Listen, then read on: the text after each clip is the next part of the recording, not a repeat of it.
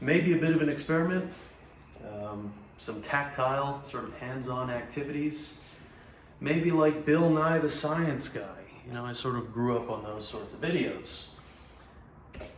Okay, not only is beer unhealthy for you. Now, if you are any sort of a beer connoisseur, which I am not, but sort of have been, you know, the whole IPA kind of thing, I would go to this craft beer market and enjoy it. I don't know if I really enjoyed it, but it was a cool crowd. It was a cool community. So of course, you would roll your eyes and say, yeah, of course beer sucks. This is a bad beer. Yes, but my pitch is that all beer is a bad beer.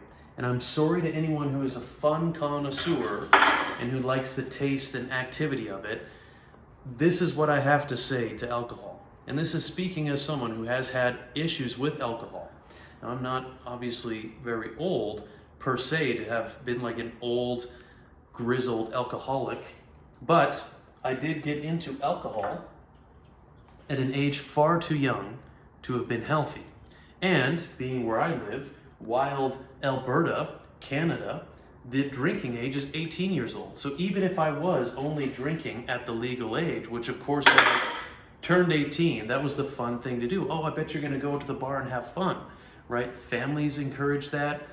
Even schools, teachers would encourage that. That was the thing. You're gonna go to the bar, you're gonna drink when you're of legal drinking age. Whether that is 18 or 21 years old, that is still arguably too young, and it's all a big thumbs down in terms of health and longevity. Now, what are some healthier alternatives, right? You gotta drink. Drinking is good. We need some beverages. Well, which do you want to tackle first? How about a juice box? This one in specifically I got from donating blood, because they always have the snack bars there. Well, this will be good if your blood sugar has dropped and you feel like you're gonna pass out after having donated blood. But, you know, if we look at ingredients, orange juice from concentrate water, concentrated orange juice. So it's actually not listing any added sugar, so that is good. But also, you're just drinking 16 grams of sugar. Okay, what's the point? Oh, well, there's, you know, you gotta get your vitamin C, right? You gotta get your potassium. Well, maybe there's better ways of getting your vitamin C and potassium. And so maybe a juice box is not so good. Maybe if you think of humans as a biological entity, and if you think of our ancestors for thousands of years drinking the concentrated juice of an orange in a cardboard, plastic-lined juice box is not necessary or even desirable. And the fact that this is what we will give to our children and send them off to school, this, I might argue, is a precursor to this. You give your children this when they're in elementary school to grow up to be legal drinking age so they can go and drink this with their friends. This is the kind of society that we live in. And it is a far cry from our hunter-gatherer ancestors, or just from any sort of a, you know, any sort of a practical kind of way of doing anything. I don't know. Here's all sorts of things, right? Plastic baggies to put everything in. Happy birthday, little Jimmy. It's your birthday. We're gonna celebrate. And what are we gonna do? We're gonna drink something fun. What's the funnest thing of all? Pop. Pop or soda is super fun and really awesome. And even better nowadays is zero sugar pop. Carbonated water, caramel color. That's a great ingredient. I love that. Don't you just love consuming caramel color, right? When we have our meals, our ancestors, a staple of their diet was caramel color. That would be a main ingredient that they would have in their meals. And they would always make sure to have their phosphoric acid and, of course, aspartame, which you may argue is not actually that unhealthy for you. Just give it a break.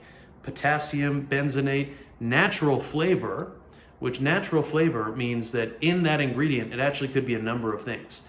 Natural ingredient is not one thing. Natural ingredient could be a lot of different things. So this is the semantics and jargon that they get with labeling stuff, with the legalities. Potassium citrate and fucking another one that I'm not going to pronounce. And then caffeine, of course.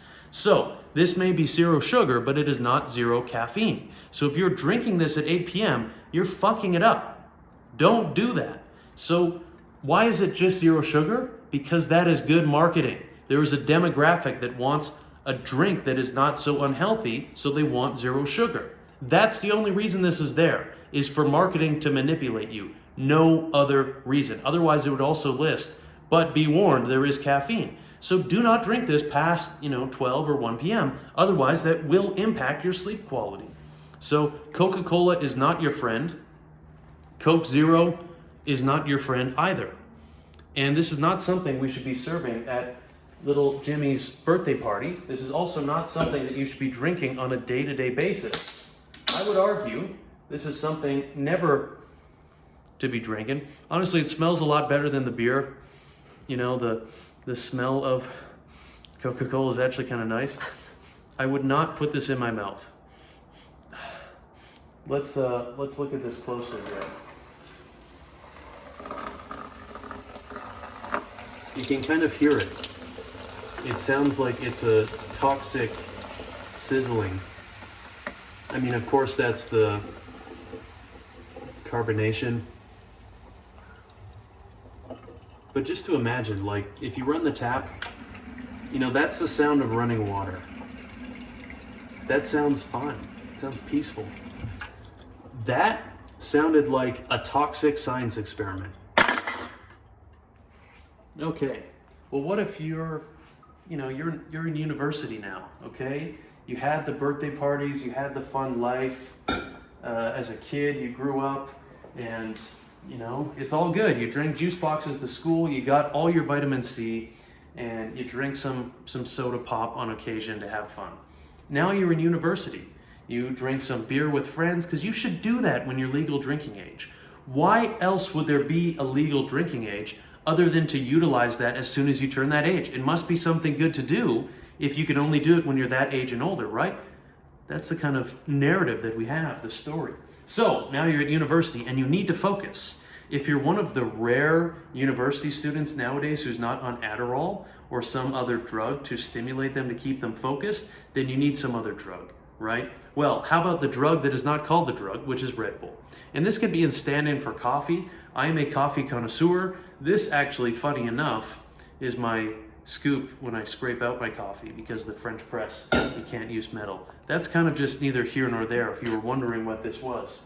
So coffee is good in moderation and with respect. You gotta observe certain protocols, I would say, when you're drinking coffee. And mainly it's just don't drink it first thing when you wake up, wait about an hour and a half, don't drink it past 12 p.m., stay around 1 to 3 cups, okay?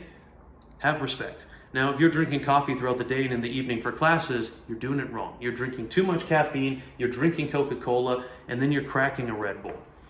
So, Red Bull is the worst of both worlds because it has sugar and caffeine. Now, I believe, high caffeine content, 80 milligrams, but is that for the whole can? Says 250 milliliters? Yeah, okay, so it's actually relatively low. Like 120 to 200 milligrams would be like kind of a standard dose if you're in the 2 to 3 cups of coffee range or supplementing. But then the taurine is 1,000 milligrams, also kind of a health food, right? Consuming taurine, which I believe is an amino acid, not bad for you. So objectively, none of these things on their own is actually bad or unhealthy per se. I remember someone that I knew in high school, he would talk about, like, he would actually look at this and read, like, dude, I'm getting all these B vitamins, like, this is good for me. It's about the dosage, it's about the combination of the dosage, it's about the time of day, and it's about the whole lifestyle around it. This quick and convenient usage of all of these different things, you're drinking it in the car, you're drinking it in class, you don't have it with a well-balanced life, which includes diet, it includes activity levels, etc., sleep, then this is just introducing ingredients in an unbalanced sort of a way. It says serve chilled, by the way. I never read that before. Now, smelling this reminds me of all-night gaming sessions. Before I became a late-stage teenage alcoholic, I was, this was like the first vice that I took part in, the first kind of drug-adjacent thing.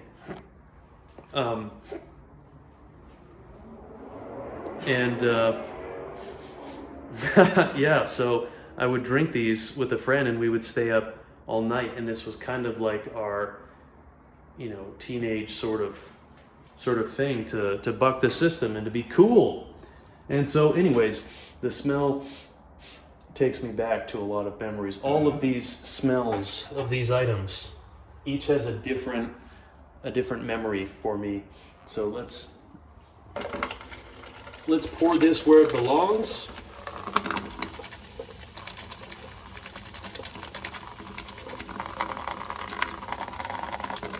For a skinny can, this pours the longest.